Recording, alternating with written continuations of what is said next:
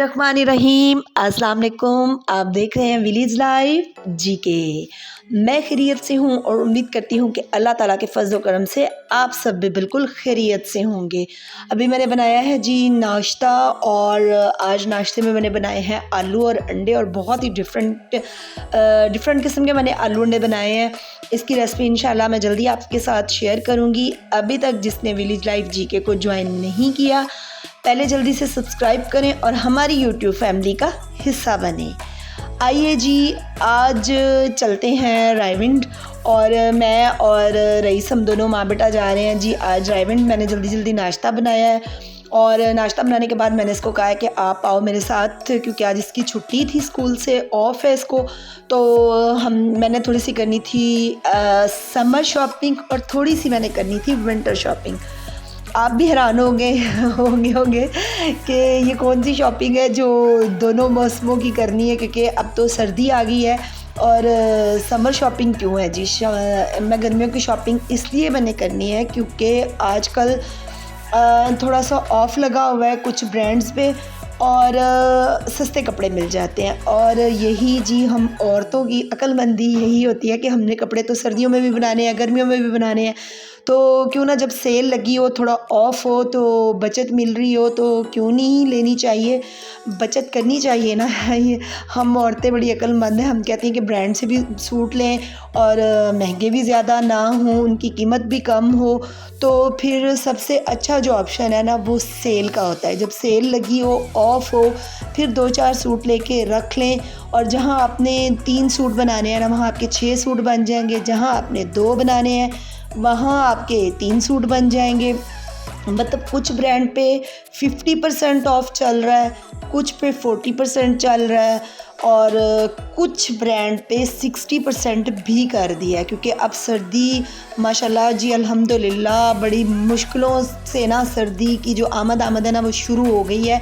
तो मैंने कहा आज माँ बेटा हम चलते हैं और करते हैं थोड़ी सी शॉपिंग।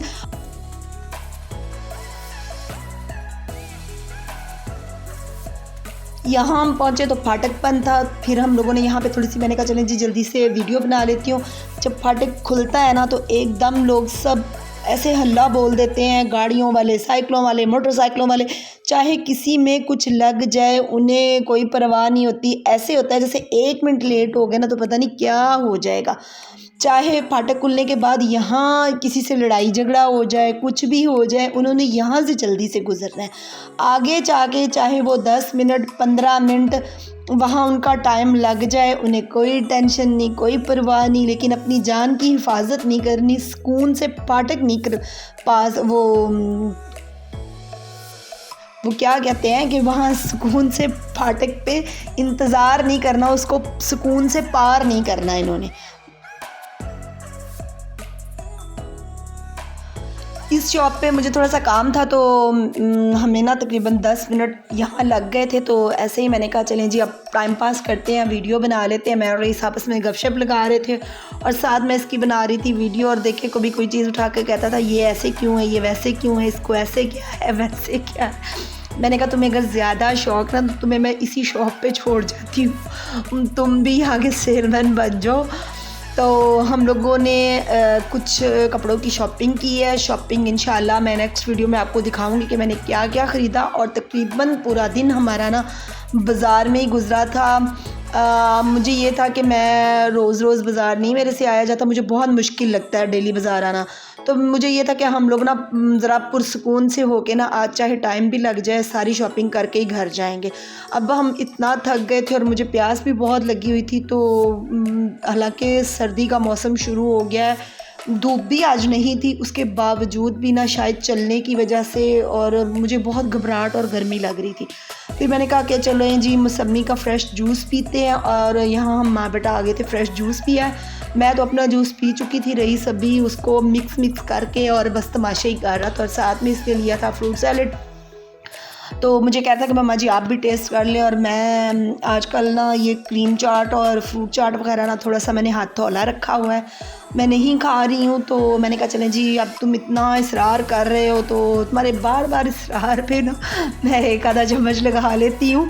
वैसे उन्हें एडा इसरार कीता नहीं सी, मेरा भी उसको देख के ही दिल कर रहा था। मैंने कहा वो खा रहा है तो मैं क्यों ना खाऊँ। फिर हम लोगों ने मतलब जहाँ पे शॉपिंग को स्टॉप किया था वहीं से फिर शॉपिंग स्टार्ट की। अब ये जी सारी विंटर कलेक्शन थी। मैंने कहा चलें थोड़ी थोड़ी तंका झांकी आपको भी करवा दूँ। जैसे कुछ शॉप पे ना मैंने भी खूब सारी तंका झांकी की है, कुछ शॉप से मैंने शॉपिंग की है।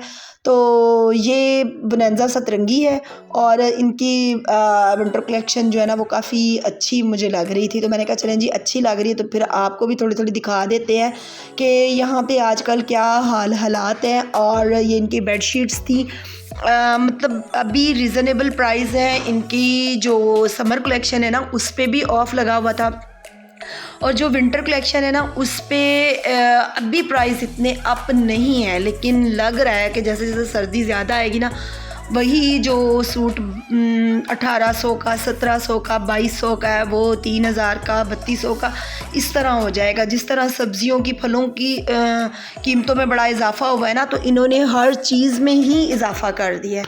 ये देख लें जी, मेकअप पे भी किसी पे 10% ऑफ़ है, किसी पे 40% ऑफ़ है। जिसने लेना है हल्ला बोल दें, पहुँच जाए बाज़ार में।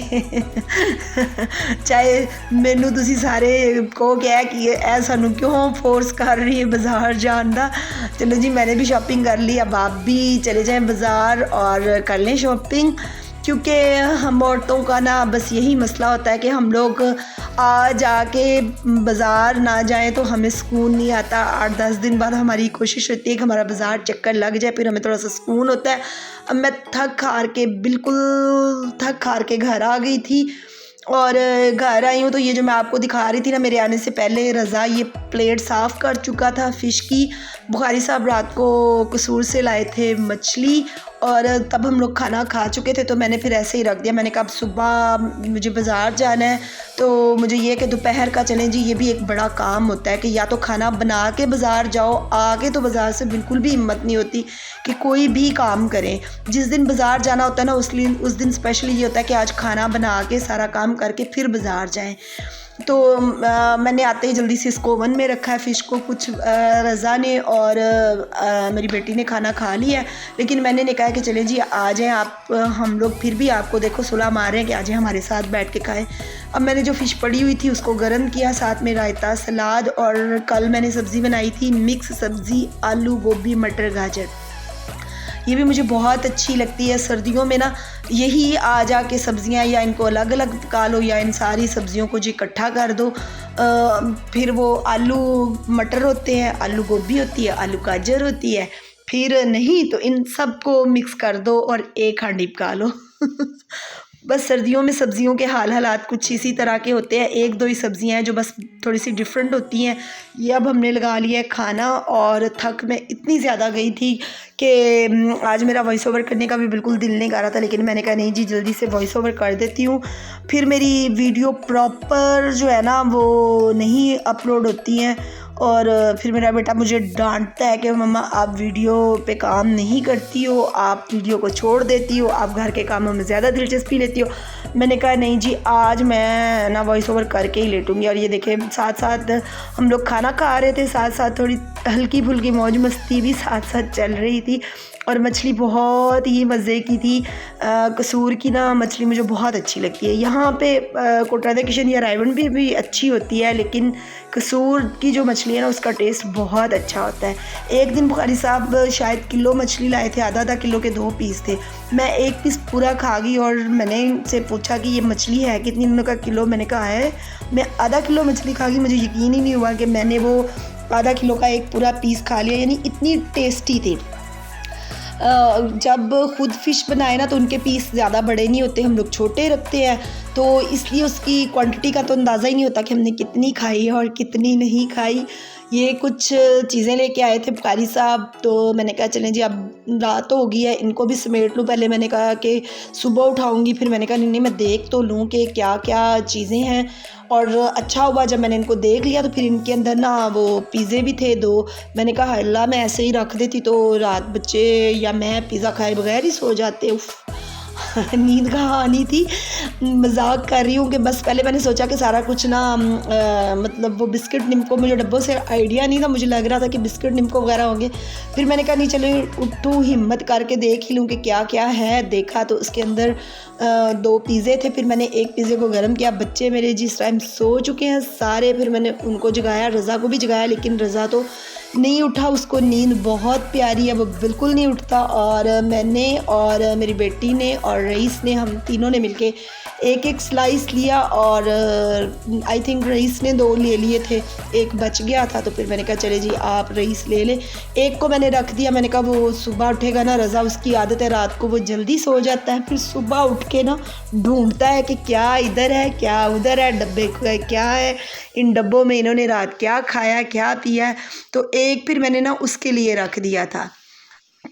मैंने कहा चले वो उठ के सुबह ये ना कहे कि मेरे लिए इन्होंने कुछ छोड़ा नहीं है। एक को मैं ओवन में अब कर ली हूँ गरम, और एक को मैंने ऐसे ही रख दिया। मैंने कहा चले जी अब खा लेते हैं। पिज़्ज़ा खाने के बाद ना थकावट मुझे बहुत ज़्यादा थी, लेकिन आज सारा दिन पहले मेरा बाज़ार में गुजर गया। फिर जो अब मैंने कहा आँख तो मेरी लगनी नहीं, थोड़ी थकावट हो ना तो मुझे जल्दी नींद भी नहीं आती। तो मैंने कहा अब सोना क्या, अब जल्दी से फ़िश लेके आई थी आज, तो उसको ना धो के मैंने छोड़ दिया था टोकरी में ताकि अच्छे से बिल्कुल खुश्क हो जाए। अब खुश्क हो गई थी तो मैंने मतलब मसाला मेरा थोड़ा सा कम हो गया था, तो 2 तरह का मसाला लगाया। इसकी जो रेसिपी है ना वो भी मैं आपके साथ शेयर कर चुकी हूँ। बेसन और मछली मसाले को मिक्स करके और अंदर नींबू डाल के ये मैंने वो फ़िश बना के एक ट्रे लगा दी है। और एक ये जो है ना, ये घर की जो कुटी हुई लाल मिर्च होती है जिसके अंदर लहसुन होता है, अदरक, सूखा धनिया, हरी मिर्च, हरा धनिया और साबुत जो कश्मीरी लाल मिर्च होती है उसको दौरी में पीस के, तो उसकी जो मिर्चें बनी थी ना उसके अंदर मैंने तकरीबन 4 लीमू डाले हैं और उनको मिक्स करके अच्छे तरीके से ये मैंने वो मसाला लगा दिया है। क्योंकि इसका टेस्ट और तरह का है और जो बेसन वाली मछली है ना उसका टेस्ट और तरह का है। अब ये एक प्लेट ये बच गई थी, मसाले दोनों ख़त्म हो गए थे, तो मैंने कहा चले या मैं इसका सालन बना लूँगी या इसका पुलाव बना लूँगी। अब देखें जी, जो भी मैं चीज़ बनाऊँगी ना वो भी मैं आपके साथ शेयर कर दूँगी कि इसका मैंने क्या किया था। और अब कारी साहब कह रहे थे कि चले कसूरी मछली तो खाई, अब मुझे एक पीस वो तल के ज़रा चेक कराओ कि आपने जो मसाला लगाया ना वो मछली कैसी है। और जो बेसन वाली मछली है ना इसका टेस्ट बहुत ही अच्छा और ज़बरदस्त बनता है, क्योंकि जो मसाला है ना लीमू की खटास है वो मछली के अंदर रच बस जाती है और बहुत मज़े की लगती है। घर के खानों की तो जी बात ही क्या है, घर के खानों का जो टेस्ट है ना वो कभी भी बाज़ारी खानों के साथ किसी चीज़ के साथ मुकाबला नहीं कर सकता। घर की ताज़ा अच्छी साफ़ सफाई से जो खाना बना होता है ना उसकी तो बात ही अलग है। खैर हुण मैं अपने खाने की इन्नी तारीफ़ करनी, लेकिन तुसी यकीन मनो कि मछली बहुत मज़े की बनी थी। आप लोगों ने भी इस तरह मछली ज़रूर ट्राई करनी है, बहुत मज़े की बनती है। मैं इसकी ना एक वीडियो पहले मछली की दे चुकी हूँ, पिछले साल भी मैंने बहुत सारी दी थी। तो अब मैंने कहा कि हुण तुसी कहोगे कि यार रोज़ रोज़ ही मच्छी बनाती तो रोज़ रोज़ ही अंधी वीडियो दे देंदी, इसलिए मैंने इसकी वीडियो नहीं दी है। मैंने कहा चले जी बस आपको बता देती हूँ कि मैंने इस तरीके से ये बनाई थी। मछली है जी सर्दियों की सौगात और बहुत टेस्टी मज़े की बनती है। उम्मीद है मेरी आज की वीडियो आपको बहुत पसंद आई होगी। पसंद आई हो तो लाइक भी कर दीजिएगा और दुआ में याद रखिएगा जी। अल्लाह हाफ़िज़।